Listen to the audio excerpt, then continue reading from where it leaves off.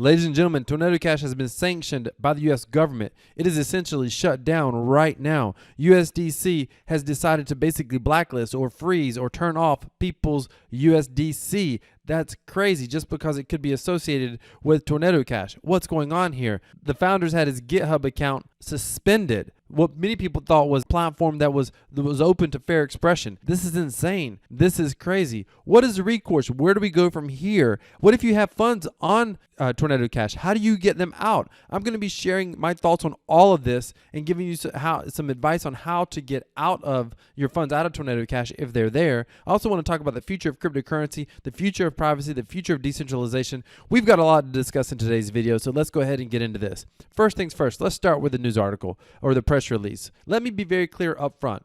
Tornado Cash was used by a lot of criminal enterprises. No question about it. Almost every major hack that ever occurred, the funds went through Tornado Cash because unfortunately it was very good at providing privacy. However, I think the wrong approach is to be able to take away a privacy vehicle that the average person had access to as well. So I don't think this was the right approach. Let me be clear on that, and you'll obviously understand that through my commentary as we continue. But let's just come down here and take a look at some of the quotes here. This is from Brian Nielsen, the Undersecretary of Treasury for Terrorism and Financial Intelligence. Today, Treasury is sanctioning Tornado Cash, a virtual currency mixer that launders the proceeds of cybercrimes, including those committed against victims in the United States. So again, they always want to present this like they're helping. We're going to help you by taking a tool away from the criminals that help keep them private. But by the way, this tool also helps protect you and keep you private. Now, you may be wondering, listen, if you're a small investor, you got $1,000 in cryptocurrency or $1,000 in Ethereum, you're like, how does it help protect me? Well, what if you had $1 million? What if you have $10 million on your wallet? What if your friends, your neighbors, and every bad guy in your neighborhood knew that that was your wallet and you had access to those funds? That would put your family at risk. I mean, there are plenty of stories of people when the nano wallet was, the database was hacked. The wallets weren't hacked, but the database. So they knew who all had nano wallets. And people were literally getting death threats, anonymous death threats, because people wanted access to their cryptocurrency. And they didn't even know if they had any cryptocurrency. If that happened over something like Ledger Nano wallets, that no one even knew exactly who these people were and what they had on their wallets. If that could happen in that scenario, imagine if somebody could verify exactly what you were holding in your wallet because they knew what your wallet address was. Well, one of the ways, and then once someone knows your wallet address, it can be challenging to be able to move those funds to another clean wallet address where someone can't connect it directly to you because they can always trace those funds. Tornado Cash offered an unprecedented level of privacy. An incredible level of privacy where you could protect yourself, you could protect your family. I have never used Tornado Cash, but one of the things that I considered doing with Tornado Cash was putting some of my funds, some of my cold wallet funds, my storage funds of Ethereum into Tornado Cash and just leaving it there for the time being. Why? Because no one could ever track the exact amount of Ethereum I have directly to me. So I considered doing that. I never did, but unfortunately, this isn't going to be an option in the future, at least not a very easy option in the future. It's still available, by the way. Here, spoiler alert, Tornado Cash isn't actually completely shut down, just for the record. If it was, you couldn't get your funds out. You can still get your funds out. I'll discuss that a little bit later in the video. But let's keep going on what Brian Nielsen said. Despite public assurances otherwise, Tornado Cash has repeatedly failed to impose effective controls designed to stop it from laundering funds for malicious cyber actors on a regular basis and without basic measures to address the risks. Treasury will continue to aggressively pursue actions against mixers that launder virtual currencies for criminals and those who assist them. Let's get this straight. There's a disconnect here. And unfortunately, this reads well to the general public, but those of us in the crypto space, you read this and you're like, they're acting like Tornado Cash was some sort of intentional malicious business that failed to comply. No, it was an immutable smart contract. That means it was launched with good intentions, most likely to be a privacy tool, and it was designed to be decentralized and immutable. Immutable means unchangeable, uneditable, so no one could introduce bugs into this tool. So this tool gets released. Suddenly, bad guys start using it. Now the federal government says, oh, you have to put effective controls in. What sort of effective controls are you supposed to put in to a piece of software that is supposed to maintain 100% privacy and anonymity? It wouldn't be possible to have a business and provide true privacy, true anonymity. The reality is, and this is the positive side, this clearly was incredibly, and is to this day, incredibly highly effective, that the federal government could not stop it. So they decided to sanction it. This is going to be interesting. And we're going to see this battle continue in crypto. Let's keep going. So the U.S. Treasury has actually sanctioned code here. Think about that. So we have the SDN list. This is really designed for individuals who get sanctioned. Nationals is typically a reference to some sort of individual. These were people who would get sanctioned, and by law, U.S. companies cannot do business with these quote-unquote individuals that get put on the SDN list. But take a look. For the first time ever in the history of the world, Tornado Cash has literally been sanctioned. This is crazy. They've essentially sanctioned code in any wallet. And here's the challenge for you and me. We don't know who these wallet addresses actually go to. We really don't know where they got these addresses from and exactly why these addresses may have gotten listed. What this means essentially is, as a U.S. citizen, quote unquote, legally, you cannot, and I can't make light of that. It is illegal. Like, I would not do it. It is illegal today. It's not worth the risk for me personally, and I don't think it should be worth the risk for you. But it is illegal to interact with Tornado Cash, to be able to use the Tornado Cash website, which is down anyway, Tornado Cash Classic, Tornado Cash Nova, and to interact with any of these wallet addresses. But see, this calls into a very interesting question.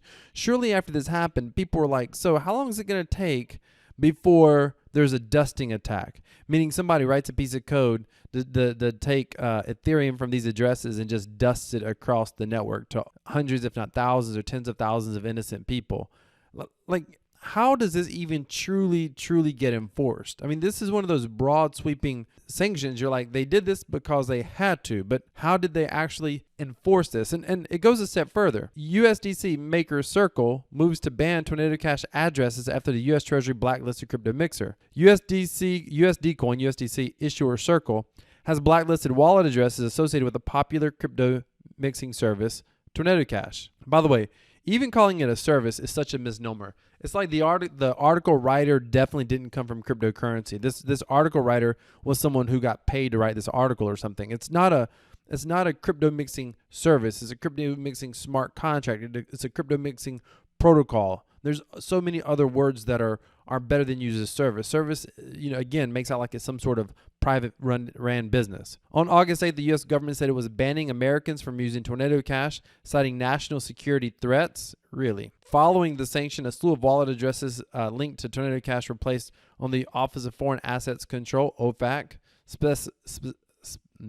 specially designated nationals list. Data from crypto data aggregator Dune Analytics shows that Circle has so far blacklisted 81 USDC addresses in incorporation with sanctions. So this is important. If you had one of those addresses and you had USDC, they essentially are turning that USDC off. You can't withdraw it. You can't send it anywhere. You can't do anything with it. It doesn't matter if it's $100 or $100 million.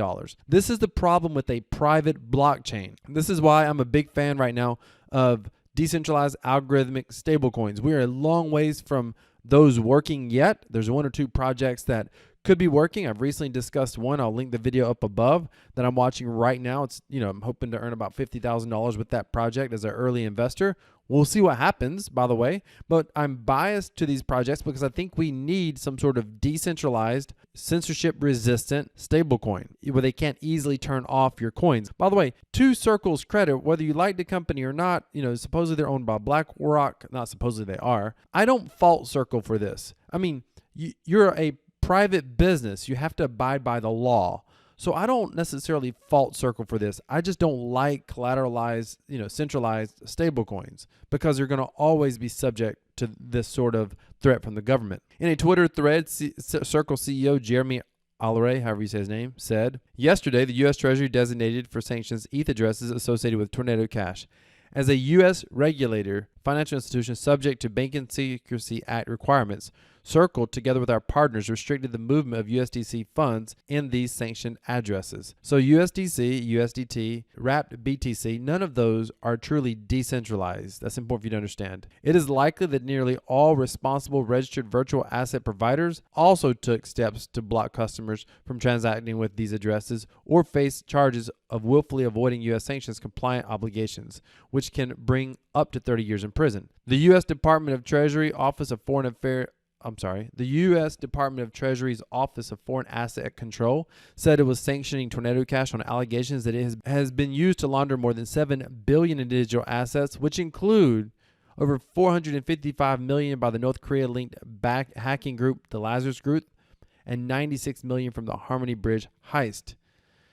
So here's, by the way, side note, anyone who's sharp enough to be able to do this sort of hack can make that a hack appear like it comes from anywhere. Have you ever used a VPN to make it appear like you're in another country or another place to be able to watch Netflix or anything like that? I mean, this is crazy that they continue to say North Korean hackers, North Korean hackers. If I could make a bet, I would bet any amount of money that this $455 million hack did not happen from North Korea. You would not put that kind of target on your back. This $96 million Harmony Bridge heist, I would bet anything that did not come from North Korea. I would bet anything, but they keep repeating it over and over. Common sense says that someone would not put that big of target on their back, specifically when they're smart enough to create some sort of complex hack like this. If they can complete this hack, they obviously can hide their identity. I digress. Despite public assurances otherwise, Tornado Cash has reportedly yada, yada, yada. I already read that. Okay, now we got Tornado Cash being sanctioned. U.S. citizens aren't supposed to use it. But what if you have a sizable amount of funds on there? How do you get those funds back? What do you even do? So here's the thing. You can go to, oh, by the way, this is important. This right here is, I mentioned this earlier in the video, but think about this. My GitHub account was just suspended. This is the person who wrote the code. He wrote the code. He's not the CEO of the company. He's not the president. He's not even what Vitalik is to Ethereum. This is someone who wrote code long ago, published it, open source code. He published it on GitHub, and now his GitHub account has been suspended.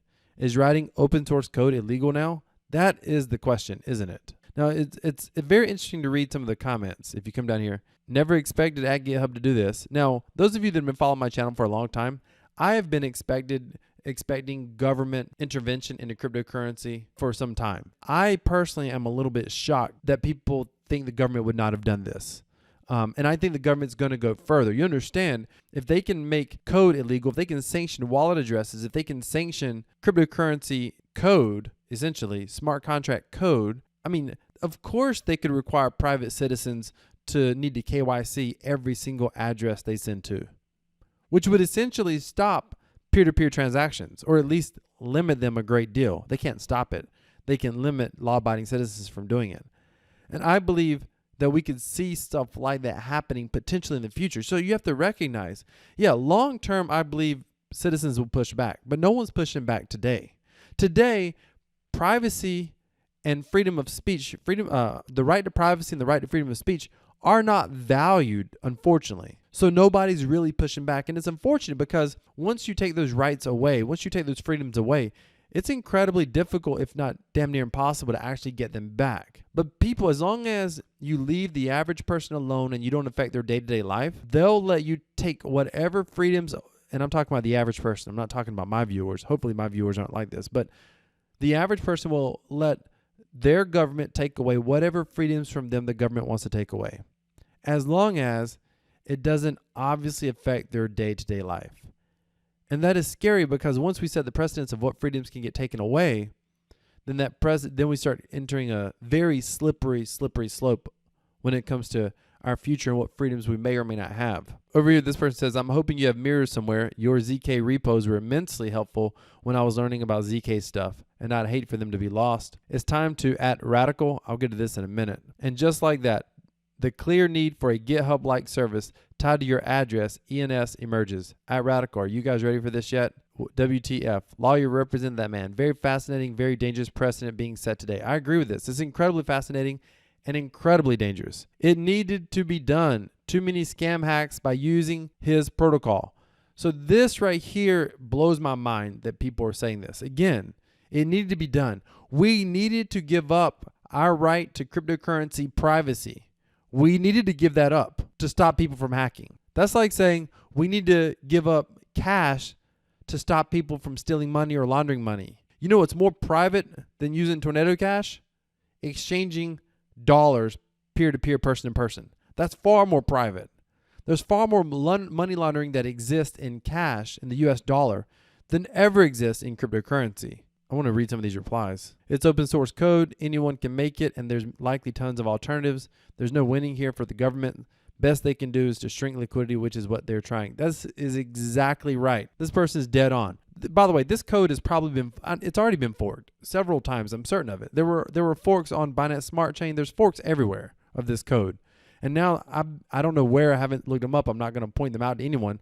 But I'm certain there are many, many forks that could be used right now. In fact, you can still access Tornado Cash. If you go right now, if you were to go to Telegram and you look up Tornado Cash on Telegram, search it, Tornado Cash. I think it's Tornado Cash Official. Just to be very careful, there's a lot of them. There's like 40 or 50,000 users in there. But if you go in there and look at the pinned post, like they'll show you how you can access Tornado Cash. If you have funds that you need to get out, they'll show you exactly how to get those funds out. I highly recommend you talk to an accountant and probably a lawyer, because you're probably going to have some paperwork that you need to file with the government if you have any significant funds in there that you want out. Your funds are still there. It was fully decentralized. It was immutable. No one can get access to it. Only you with your private key to Tornado Cash can get those funds out. So they're still there. But anyone running it and doing business with it, even accepting money that touched it, will have a bad time if they have any fiat banking relationship. It's open source code. It's not actually a defense. That's not true. It is going to be a defense. I mean, that's not true. I mean, this person's clearly not a lawyer. I'm not either, but I know that anything can be a defense. It is a defense that you use an open source code and that you weren't using it. You've not been accused of a crime. You haven't done anything wrong. You definitely have a defense that it's open source code. It's called DeFi for a reason, man. So many status ETH people. I agree with that. It's decentralized finance for a reason. Really? Are you in crypto and you're saying we should censor a DeFi protocol? Why are you even here if you're not here for uncensorable money? Please leave. Listen, I could not agree with this more. It blows my mind. We want uncensorable money. We want confiscation-resistant money. Yet somehow people are saying, "Oh, but the government should be able to confiscate money." That's a scary precedence to me. By the way, the irony is this person has a crypto.eth address connected to their wallet. How many scams and hacks use credit cards, fiat, phones, or the web? Shall we get rid of all of them too, or sanction all of them? I agree with that 100%. Now, I want to touch on this. A lot of people who are saying, "Hey, Radicle, are you ready for this? It's time for Radicle." There are technologies like this, and there are many of them. This technology here is a bit of a decentralized sort of GitHub. GitHub is a place where people can essentially host code, and this is a decentralized ways to be able to host your code. Unstoppable, permissionless, decentralized, open source development. Forget platforms. Easily share your code without relying on a third party. Manage your code base on chain. Own your infrastructure. Software is as it should be. Take back control. It's pretty incredible what this project is trying to do. There's other projects out there as well. There's projects working to create a decentralized internet. Like a true decentralized web internet interface, if you will. That's going to be very interesting to see what developments come. I think right now, this whole sanctioning Tornado Cash, I think it's created a real wake-up call for some people. And I hope that we start seeing a lot of speed to development, because we need this development to happen, because I could potentially see down the road where they could have a law that you cannot legally, it's against the law to be able to create some sort of decentralized financial product. I could actually see that happening. Here's the bottom line. If you want to get access to Tornado Cash, you still can. If you want to fork it, it can still be forked. You can still host it on other websites and other platforms.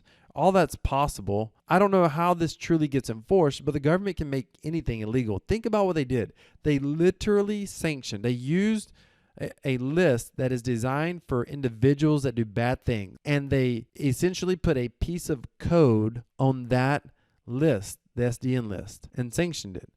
That is wild. And then it was, oh, if you interact with this code, or if you've interacted with this code possibly, you could be in some sort of trouble. You could be getting looked at. Clearly, there's going to be a lot less people even trying to interact with the code. Clearly. And if the government ever made Bitcoin illegal, a lot less people would use it. The price could potentially collapse if that were to ever happen. But it can never truly be stopped. And that's what makes this so incredible. In Venezuela, the government made Bitcoin illegal, transacting in Bitcoin illegal, yet people still did it because their currency was getting devalued at such a rapid rate, and there was a run on the banks.